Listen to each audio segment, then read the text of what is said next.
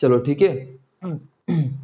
मुझे बताओ, हमने लास्ट लेक्चर में देखा था फर्स्ट ऑर्डर रिएक्शन के कुछ एक्सप्रेशन देखे थे, ठीक है ना। और उसमें से सबसे पहला देखा था ln of A not is equal to क्या होता है बच्चों, ln a plus K T. उसके बाद हमने देखा a is equal to a not into e raise to minus K T, ठीक है बच्चों। उसके बाद हमने तीसरा एक्सप्रेशन क्या देखा था, 2.303 divided by T log of A not by a is equal to क्या आएगा, टी आएगा। ये तीन एक्सप्रेशन हमने, ठीक है, ये तीन एक्सप्रेशन बच्चों हमने किसके लिए देखे थे, जल्दी बताओ। फर्स्ट ऑर्डर रिएक्शन के लिए। उसके बाद मैंने बताया था आपको कि फर्स्ट ऑर्डर रिएक्शन के लिए जो टी हाफ होता है वो कितना होता है, 0.693 डिवाइडेड बाय के। ये वाली चीजें हमने लास्ट लेक्चर में डिस्कस की थी। अब बहुत ही ध्यान से देखो, आप हम पढ़ेंगे ग्राफ, ठीक है ना। अभी हम पढ़ेंगे graph of first order reaction. अब मुझे एक बार बताओ, अगर आपसे कोई पूछे रेट वर्सेस, बच्चों rate versus concentration of reactant. अब हमारे पास रिएक्टेंट कौन था, जल्दी बताओ, ए था, ये था हमारा रिएक्टेंट। तो रेट और रिएक्टेंट के बीच में हमें कौन सा इक्वेशन अच्छे से याद करना होगा फिर। तो बच्चों आप सबको पता है रेट क्या आएगा, जल्दी बताओ। आप बोलोगे सर रेट आएगा, rate is equal to K concentration of A raise to the power 1, क्योंकि फर्स्ट ऑर्डर की बात कर रहे हैं, ठीक है ना बच्चों। अब मुझे बताओ, क्या मैं इसको लिख सकता हूं y is equal to M X plus 0 यानी कि प्लस सी। तो आपका ग्राफ किस तरह से आएगा, तो आप बोलोगे सर y एक्सिस पे आएगा रेट, देखो y एक्सिस पे आएगा रेट, x एक्सिस पे आएगा कॉन्सेंट्रेशन ऑफ a, और देखो c आपका 0 है, यानी कि ग्राफ बीच में से होके गुजरेगा इस तरह से। और आपको पता है स्लोप कैसा है बच्चों, स्लोप आपका k, यानी कि आपका जो स्लोप है वो पॉजिटिव आएगा प्लस k। जल्दी बताओ सबको ये वाला ग्राफ समझ में आया बच्चों, यस और no. Rate versus concentration of reactant का ग्राफ सबको क्लियर है, बोलो जल्दी यस और नो। सब बच्चों को अच्छे से ये वाला ग्राफ क्लियर है, ठीक है, ठीक है ना। इसके लिए थोड़ा एम एक्स प्लस से हमें पता होनी चाहिए। दूसरी बात ध्यान देना, log of A versus time. अब बहुत इंटरेस्टिंग चीज देखो, मुझे बताओ, हमें तो लॉग वाला इक्वेशन चाहिए, ठीक है ना बच्चों। और आपने एक इक्वेशन पढ़ा था ln वाला, कौन सा था, ln of A not by a is equal to क्या था बच्चों, ln of A not by a is equal to K T था, ठीक है ना बच्चों। अब मुझे बताओ, क्या मैं इसको ऐसे लिख सकता हूं, कैसे, तो देखो ln of A nought minus, देखना बच्चों बहुत ध्यान देके सुनना, ln of A nought minus ln of A. बच्चों यस और नो बताओ, ऐसे लिख सकता हूं मैं, बोलो बच्चों हाँ या ना। यहां तक की बातें सबको समझ में आई। इज इक्वल टू मैं लिख सकता हूं K T, very good, is equal to मैं लिख सकता हूं के टी। अब ध्यान देके सुनो एक और इंपॉर्टेंट चीज, तो आप बोल सकते हो सर एक काम करो, सर दिस इज हमारा y, ये हमारा y होगा और ये होगा x, तो इन दोनों को एक दूसरे से दूर ले जाओ। तो आपने बोला सर एक तरफ तो a आएगा, ठीक है ना बच्चों, y, और एक तरफ आएगा आपका x, लेकिन हमें किसके फॉर्म में लिखना है बताओ। सर हमें देखो यहाँ पे a, ठीक है ना। तो सबसे पहले तो मैं थोड़ा सा इसको अरेंज कर लेता हूँ, किस तरह से अरेंज करूंगा, तो देखो ये जो है ना माइनस ln, मैं उसको उधर ले जाता हूं तो क्या आ जाएगा, ln a नॉट, ये प्लस के टी इधर आने के बाद क्या हो जाएगा, प्लस के टी बना minus K T is equal to क्या आएगा, ln ऑफ a, ठीक है बच्चों, बोलो जल्दी, यहां तक की बातें सबको क्लियर है, जल्दी बताओ, यहां तक की बातें सबको क्लियर है। बस मैंने कुछ नहीं किया, रीअरेंज किया इक्वेशन को।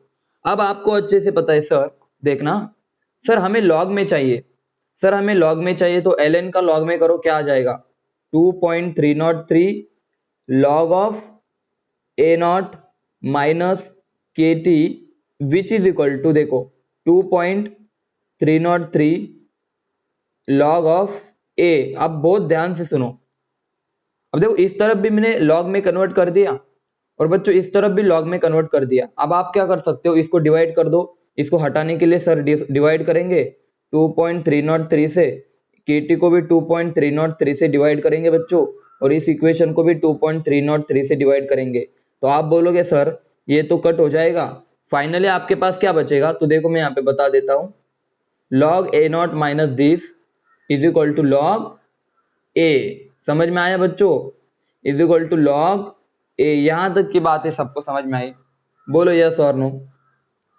बस मैंने कुछ नहीं किया, मैंने ln का कन्वर्जन log में किया और सबको किससे डिवाइड किया? 2.303 से। तो फाइनली आपके पास ये वाली इक्वेशन बनी। कौन सी वाली? ध्यान देना सब। फाइनली हमारे पास क्या बना बच्चों? बहुत ही अच्छे से सुनना इस चीज को। फाइनली हमारे पास बना log of a not minus KT divided by 2.303 is equal to log a। ठीक है ना बच्चों? तो आप बोल सकते हो सर ये अगर हमारा y है, ठीक है ना, इट इज y, तो देखो ये हमारा क्या है? t हमारा x है, ये हमारा क्या है? x, और फिर ये क्या है? जल्दी बताओ। k बाय 2.303 है हमारा स्लोप है, जो कि कैसा है बताओ? निगेटिव। और ये आपका है c। तो ग्राफ कैसे आएगा आप बता सकते हो? देखो मैं ग्राफ यहाँ पे लिख देता हूँ, आप थोड़ा सा दिमाग लगा के बताओ कैसे आएगा। देखो आप बोलोगे सर log a आपका y एक्सिस पे आएगा, वो तो आ गया। उसके बाद बच्चों x एक्सिस पे आपका टाइम आएगा, वो भी आ गया।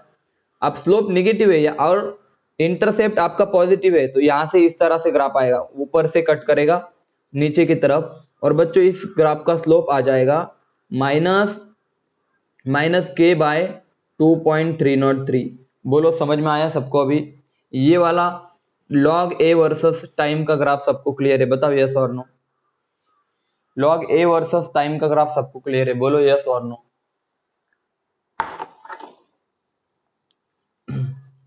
देखो या फिर आपको log a वर्सेस टाइम निकालना है तो आप सीधे भी निकाल सकते हो। कैसे? आपको पता है सर, देखो टाइम होता है आपका 2.303 डिवाइडेड बाय के। इस देखो यहाँ पे हम इस दोनों को चेंज कर सकते हैं, ठीक है ना, into log of a divided by a not. ध्यान देना अच्छे से, into log of a divided by a not बच्चों। तो क्या आप इसको ऐसे लिख सकते हो?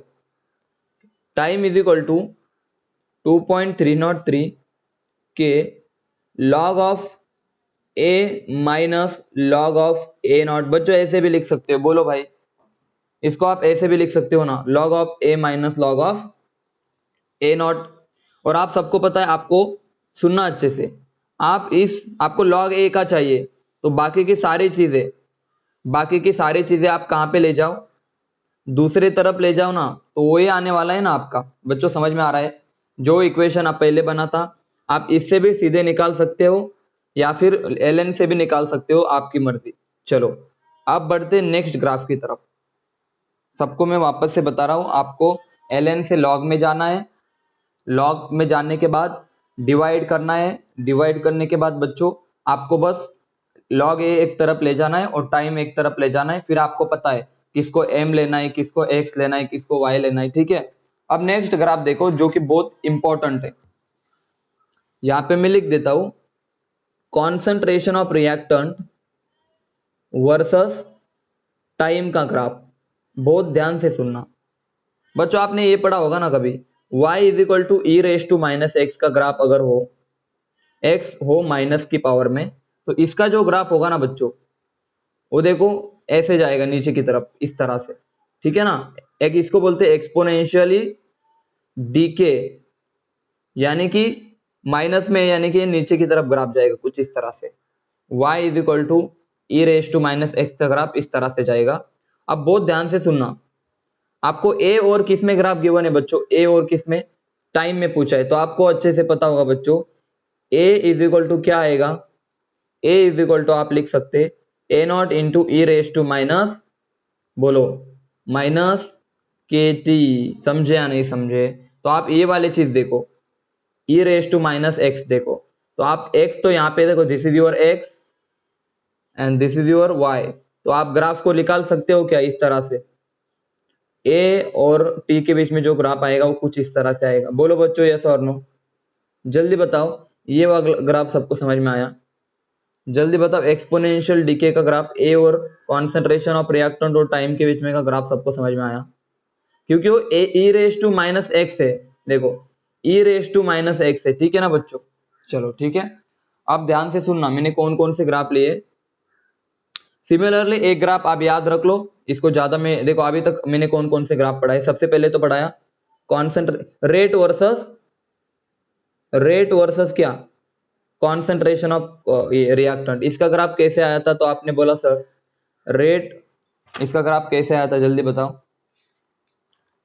इसका ग्राफ सर इस तरह से आया था, ये y is equal to straight line graph था। उसके बाद हमने देखा कौन सा देखा, लॉग ऑफ, देखो लॉग ए वर्सेस क्या देखा जल्दी बताओ, टाइम देखा। और इसका ग्राफ कुछ इस तरह से आया, लॉग ए वर्सेस ग्राफ का ग्राफ कुछ इस तरह से आया, ठीक है ना। उसके बाद बच्चों तीसरा ग्राफ मैंने अभी पढ़ाया आपको, क्या, कॉन्सेंट्रेशन ऑफ रिएक्टेंट बच्चों वर्सेस टाइम। तो इसका ग्राफ किस तरह से आया था, तो आपने बोला एक्सपोनेंशियल डीके।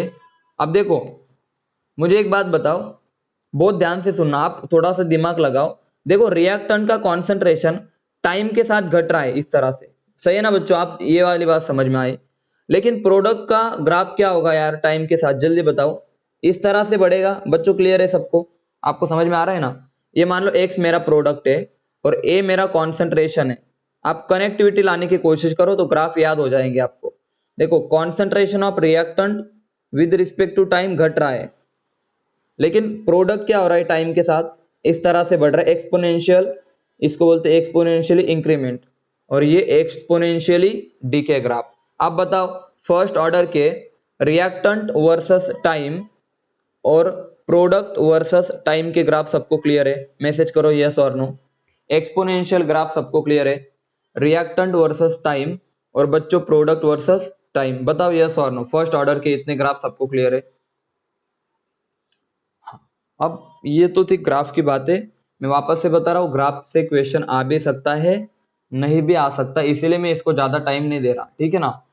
अब बारी है, अब इंपॉर्टेंट बात, एकदम इंपॉर्टेंट बात सुनो,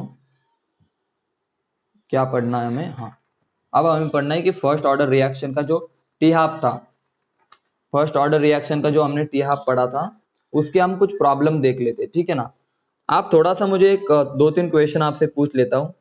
अगर मैंने बोला टी 50%, यानी कि रिएक्शन कितनी परसेंट कंप्लीट है, 50%, तो आपका रिमेनिंग कॉन्सेंट्रेशन कितना हो जाएगा बच्चों, ए नॉट बाई 2 हो जाएगा, यानी कि बचा कितना, इनिशियल से आधा बचा। अगर मैं पूछूं आपसे आपकी रिएक्शन 75% कंप्लीट है, तो 75% कंप्लीट का मतलब क्या होता है बच्चों, ध्यान देना, आपका जो रिमेनिंग कॉन्सेंट्रेशन होगा 75% कंप्लीट है, यानी कि 75/100 कितना, 3/4 कंप्लीट है बच्चों, ध्यान देना अच्छे से, 3/4 कंप्लीट है, यानी कि रिमेनिंग कॉन्सेंट्रेशन कितना होगा आपका 1/4, यानी कि A0/4। समझ में आया सबको, जल्दी बताओ, मतलब थोड़ा सा मुझे बताओ, ये देखो आप खुद से बताओ, मैं आपको बता देता हूँ, ठीक है ना। सुनो देखो, हाँ मैं बता रहा हूँ, देखो 75% कंप्लीट है और रिमेनिंग कितना होगा, 25% बचा होगा, और 25% को मैं लिख सकता 25/100, तो कितना हो गया 1/4, तो रिमेनिंग कितना होगा अपना 1/4 होगा, 1/2 रिमेनिंग होगा। तो वापस से सुनो, अगर मैं आपसे पूछूं 50% कंप्लीट है मेरी रिएक्शन 50% कंप्लीट है, तो आपका जो रिमेनिंग कॉन्सेंट्रेशन था ए, वो कितना हो जाएगा, A0/2 हो जाएगा। अब मैं बोलूं मेरी रिएक्शन 75% कंप्लीट है, तो 25% कंप्लीट है, तो बचा कितना 25, तो 25 को क्या लिख सकता मैं 25/100, तो कितना लिख सकता हूं A0/4। समझ में आया, रिमेनिंग कॉन्सेंट्रेशन कितना होगा, तो आप बोलोगे सर A0/4 रहेगा, और यहाँ पे रिमेनिंग कॉन्सेंट्रेशन कितना होगा A0/2। बच्चों यहाँ तक की बातें क्लियर है, बोलो यस और नो, जल्दी बताओ यहाँ तक की बातें क्लियर है सबको। अब क्वेश्चन देखो, अब उन्होंने पूछा अगर टी हाफ आपका कितना होता है, बताओ टी हाफ कितना होता है 0.693 डिवाइडेड बाय के, तो उनका क्वेश्चन है T75% कितना होगा, यानी कि T50 आपको पता है कितना इतना है, तो उन्होंने पूछा अगर T50 इतना है तो T75 कितना फॉर फर्स्ट ऑर्डर रिएक्शन। इसके पहले हमने जीरो ऑर्डर रिएक्शन देखी थी, ये फर्स्ट ऑर्डर रिएक्शन है, ठीक है। तो यहाँ पे आप वहां वो वाली चीजें देखो बच्चों, जीरो ऑर्डर की चीजें यहाँ पे मत लगा देना। अब देखो मैं क्या कर रहा हूं, अगर मैं T75 की बात करूं तो आप बोलोगे sir ji is equal to होता है 2.303 डिवाइडेड बाई के, बच्चों log of A not by A बोले तो रिमेनिंग कॉन्सेंट्रेशन कितनी भाई, ए नॉट बाई 4। ए आपका आ जाएगा बच्चों ए नॉट बाई 4, समझे या नहीं समझे। ए आपका आ जाएगा ए नॉट बाई 4, जो नीचे ए लिखते हैं ना हम ए नॉट बाई ए, तो ए आपका आ जाएगा ए नॉट बाई 4। अब मुझे बताओ ए नॉट से ए नॉट कैंसल, तो ऊपर कितना बचेगा, तो आप बोलोगे sir 2 point into log of 4, log 4 को मैं लिख सकता 2 डिवाइडेड बाई के, तो ये दो आगे आने के बाद क्या हो जाएगा, तो आप लिखोगे 2 इंटू, देखो 2 इंटू क्या, देखना यहाँ पे के ऊपर लिख देता थोड़ा सा, 2 into 2.303 log of 2 divided by के, और इसी को हम क्या बोलते हैं, इस चीज को हम क्या बोलते हैं जल्दी बताओ, इस वाले चीज को हम क्या बोलते हैं जल्दी बताओ, इसका कितना आंसर आएगा 0.693 डिवाइडेड बाई के, इसी को हम बोलते हैं टी हाफ, समझे या नहीं समझे। तो मैं लिख सकता हूं T75 आपका होगा 2 इंटू टी हाफ। क्या ये बात सबको समझ में आई, क्या ये बात सबको समझ में आई। आपका T75 कितना आ जाएगा 2 इंटू टी हाफ, जल्दी बताओ ये बात सबको क्लियर है, ये बात सबको क्लियर है, मैं बता रहा हूं फॉर फर्स्ट ऑर्डर रिएक्शन के लिए। अब काम की बात सुनो, आपको भी मजा आ जाएगा। देखो अब काम की बात सुनो, मैं सीधा आपको बता दूं, हमने अभी फर्स्ट रिजल्ट क्या पढ़ा सर जी, जो T75 होता है ना वो होता है sir T half multiply by 2।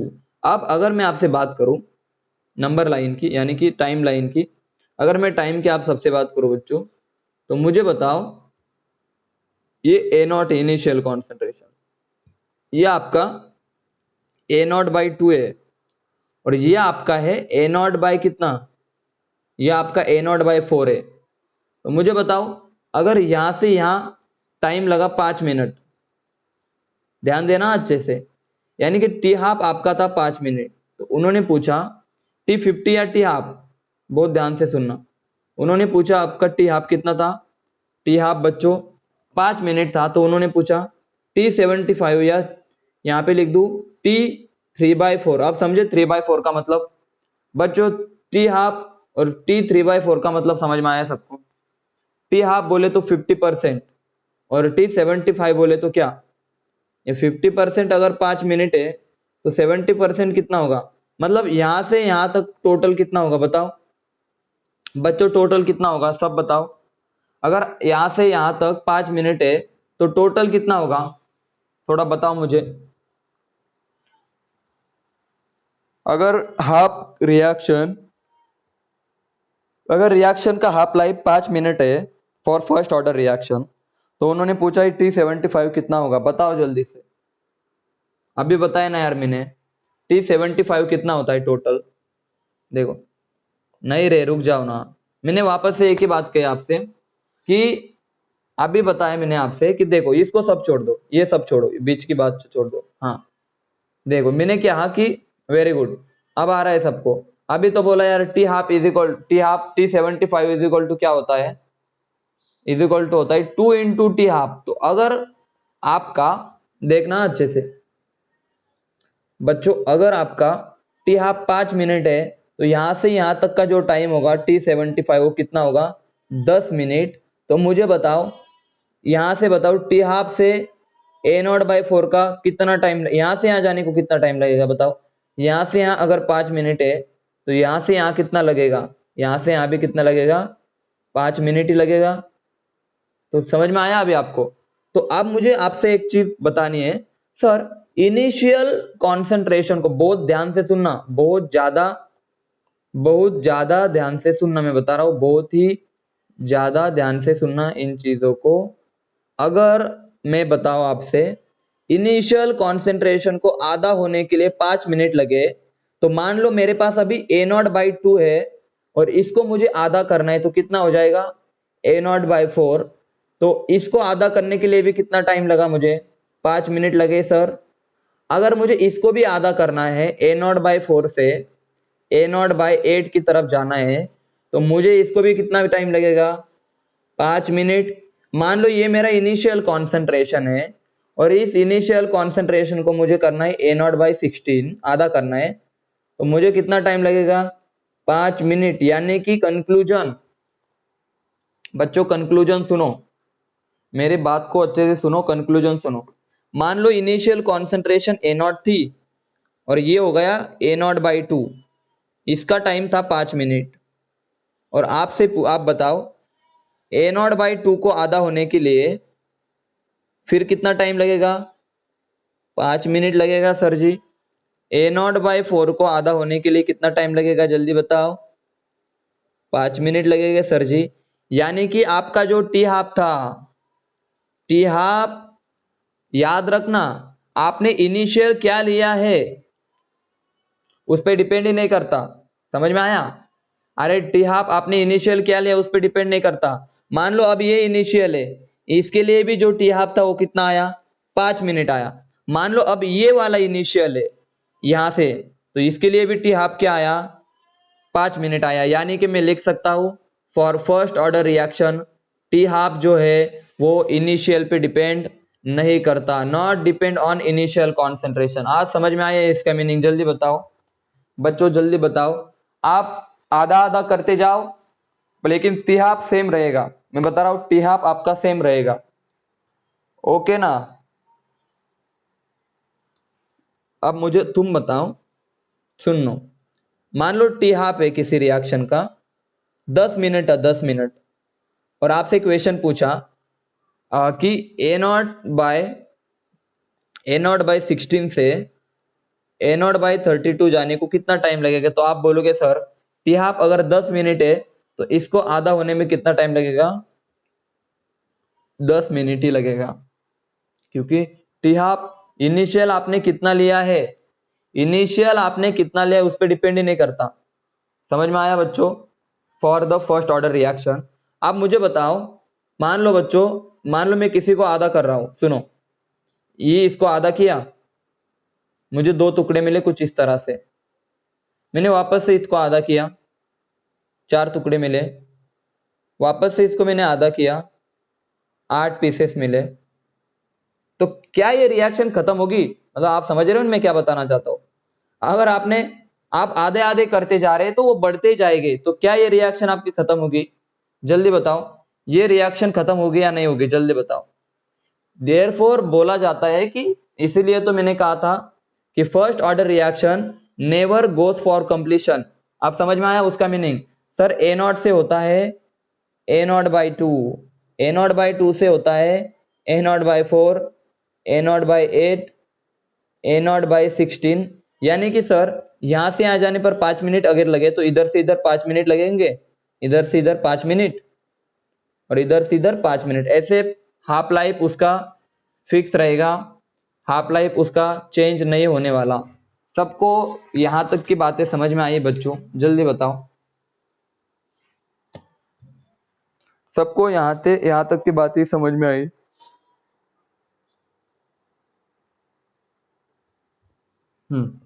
देखो देखो, प्रॉब्लम तो हम देखेंगे, फिलहाल मैं जो बातें बता रहा हूं आप उसको समझते जाओ, ठीक है ना। अब देखो, आपको पूछते हैं कभी कभी टी हाफ एंड T99.9%, इनका T50 लिख देता हूं टी हाफ की जगह पे, T50% और T99.9% का क्या बताओ आप बच्चों, आपको पूछा है रिलेशन बताओ।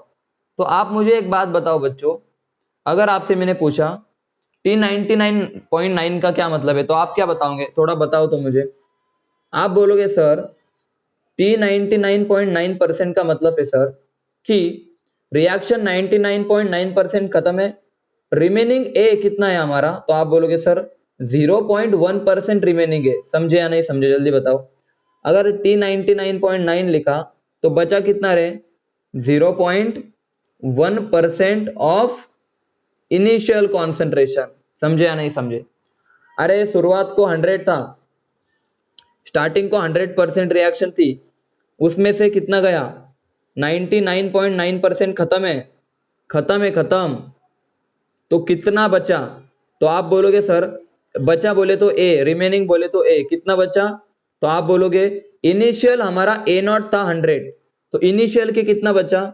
0.1% बचा ऑफ ए नॉट। बच्चों आप समझ में आया? मैसेज करो, इन दो सेंटेंस का मीनिंग समझ में आया? जल्दी बताओ, वापस से बता रहा हूं मैं। देखो अगर आपसे पूछा T 99.9% रिएक्शन खत्म है, तो आप बोलोगे सर मान लो स्टार्टिंग में 100% थी, उसमें से 99.9% खत्म है, तो कितने बची?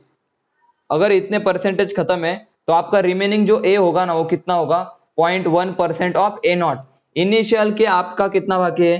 देखो इनिशियल का 99.9% खत्म है, तो इनिशियल का कितना बचा?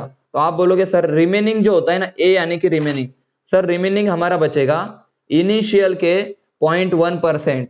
समझे या नहीं समझे? यानी कि आपका ए आ जाएगा बच्चों ए आ जाएगा आपका 0.1% इंटू ए। अब परसेंटेज को हटाने के लिए हम ए नॉट इनिशियल कॉन्सेंट्रेशन, ठीक है ना बच्चों। रिमेनिंग कॉन्सेंट्रेशन आपके आ जाएंगी 0.1 इंटू ए नॉट, लेकिन परसेंटेज को हटाने के लिए हम किससे डिवाइड करेंगे? इसको 100 से डिवाइड करेंगे, ये आ जाएगा आपका ए। बच्चों ए सबको समझ में आया? जल्दी बताओ। रिमेनिंग कॉन्सेंट्रेशन समझ में आया आपको T 99.9% के लिए? कैसे निकाले मैंने?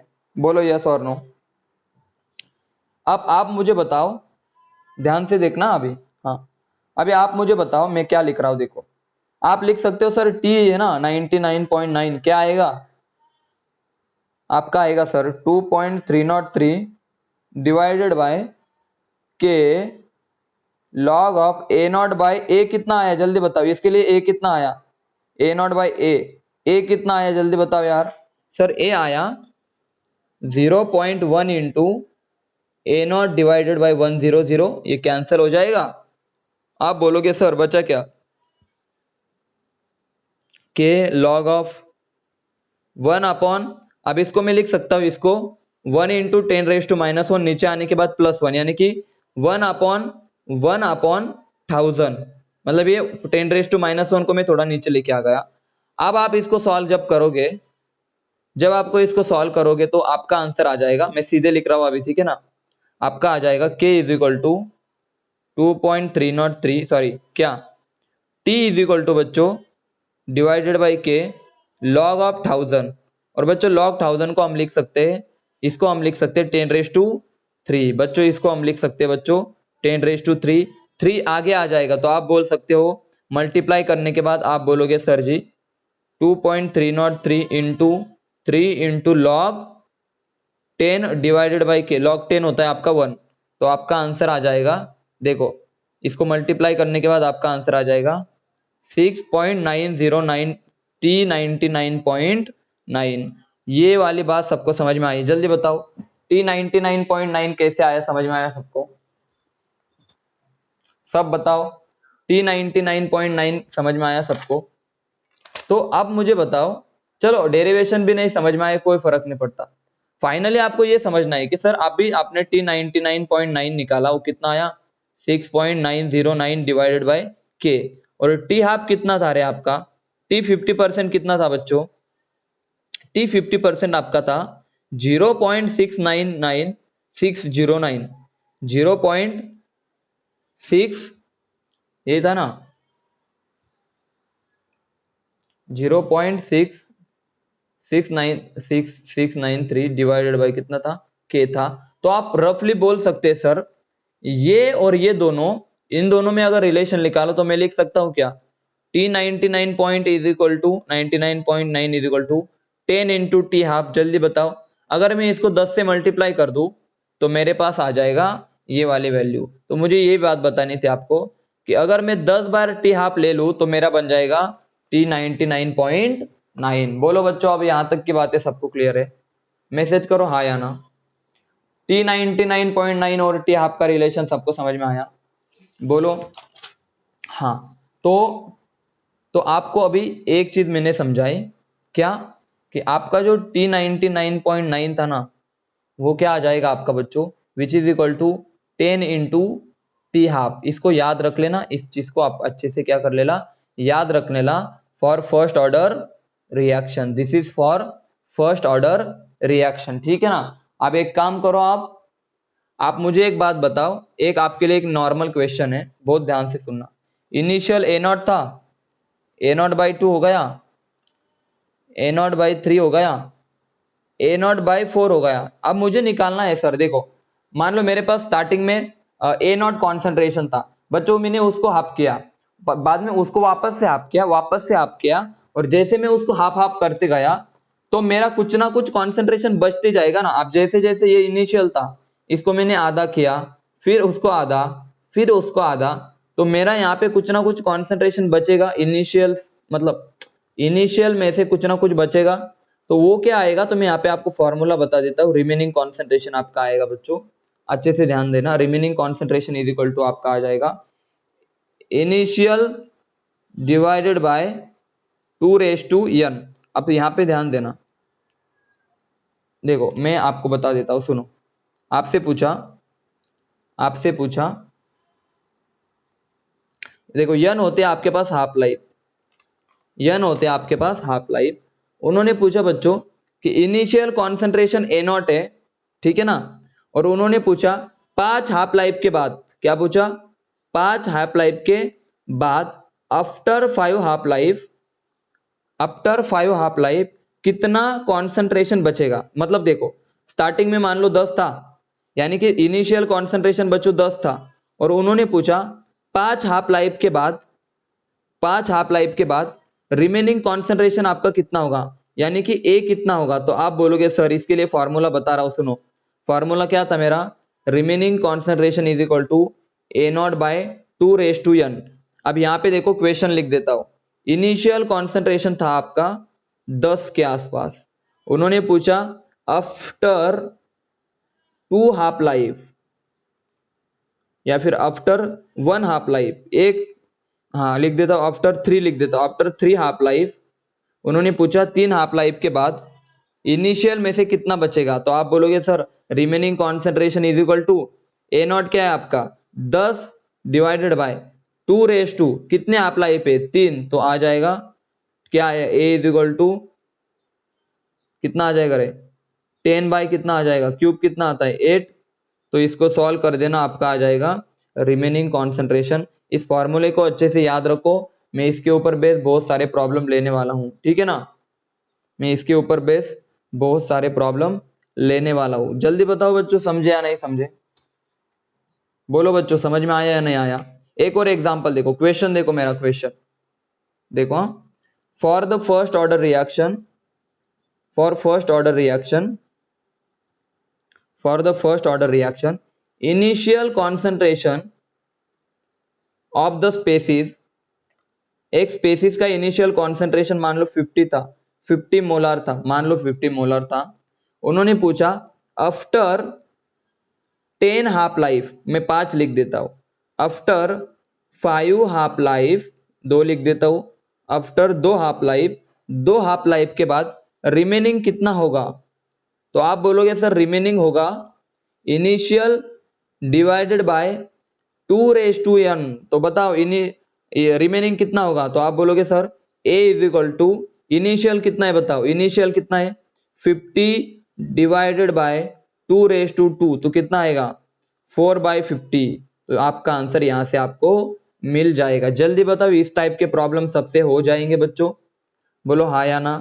इस तरह के प्रॉब्लम सबको अच्छे से सॉल्व हो जाएंगे, मैसेज करो यस और नो, बताओ, ठीक है ना। तो एक बार रिज्वाइन कर लो, क्योंकि इसके बाद इंपॉर्टेंट चीजें डिस्कस करने वाले, ठीक है ना, रिज्वाइन कर लो।